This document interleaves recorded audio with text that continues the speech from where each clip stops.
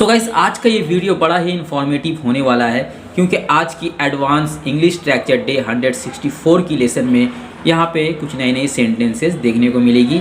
ये सारे सेंटेंस एक जैसे सेंटेंस मिलेगा, तो इस तरह का सेंटेंस को इंग्लिश में कैसे ट्रांसलेट करना है आज हम लोग सीखने वाले हैं। तो गाइस, सबसे पहले मैं आपको यहाँ पे सेंटेंस बता देता हूँ कैसे सेंटेंस है। देखिए, मैंने अपनी नौकरी छोड़कर गलती कर दी। मैंने अपनी नौकरी छोड़कर गलती कर दी। या फिर हमने यहाँ आकर गलती कर दी। हमने यहाँ आकर गलती कर दी। उसने लड़कर गलती कर दी। उसने लड़कर गलती कर दी। उसने तुम्हें फ़ोन करके गलती कर दी। उसने तुम्हें फ़ोन करके गलती कर दी।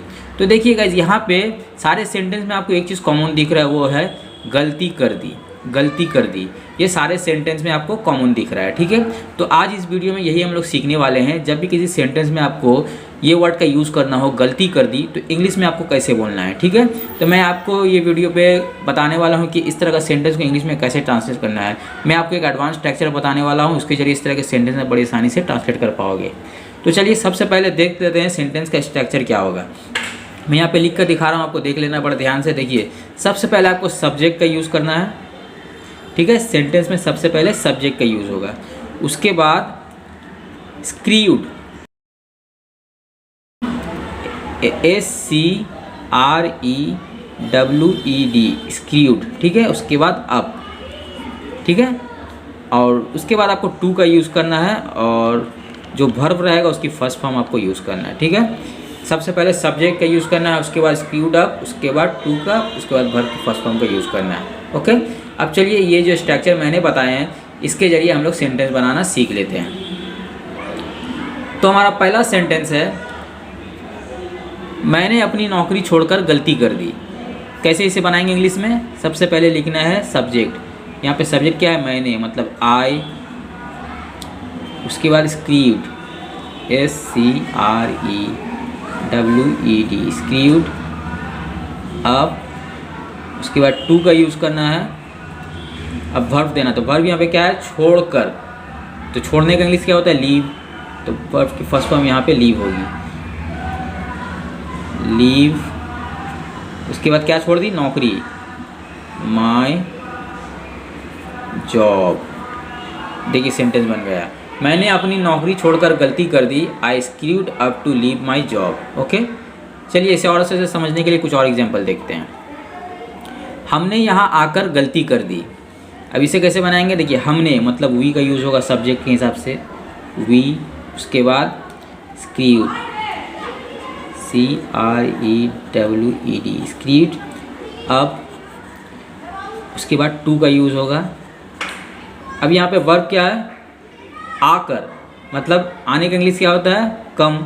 वर्ब की फर्स्ट फॉर्म भी यहाँ पे कम होगी, कम।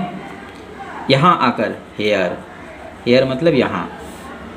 हमने यहाँ आकर गलती कर दी, we screwed up to come here. Okay, चलिए कुछ और एग्जाम्पल देखते हैं। उसने लड़कर गलती कर दी। तो उसने मतलब यहाँ पे दे का यूज़ होगा सब्जेक्ट के हिसाब से। लिख लेते हैं, दे स्क्रीड अप टू फाइट। लड़कर मतलब फाइट, इंग्लिश क्या होता है? फाइट, लड़ाई की English, fight. They squared up to fight. Okay, यहाँ पे वर्ब की फर्स्ट फॉर्म फाइट होती है। नेक्स्ट एग्जांपल देखते हैं। उसने तुम्हें फ़ोन कर कर गलती कर दी। उसने तुम्हें फ़ोन कर कर गलती कर दी।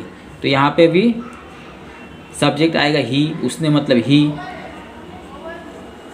गाइज, एक चीज़ मैंने यहाँ पे मिस्टेक कर दिया, यहाँ पे उसने के यहाँ पे मैंने दे लिख दिया, यहाँ पे ही का यूज़ होगा। ओके, यहाँ पे ही होगी, मैंने यहाँ पे गलती कर दी है, आपको अच्छे से समझ लेना है। तो मैं यहाँ पे लिख कर आपको दिखा देता हूँ, यहाँ पे मिस्टेक मैंने कर दी है, यहाँ पे दे नहीं होगा, यहाँ पे ही होगी। ठीक है, he screwed up to fight. Okay, यहाँ पे भी ही का यूज़ होगा, उसने मतलब ही। उसके बाद स्क्रीड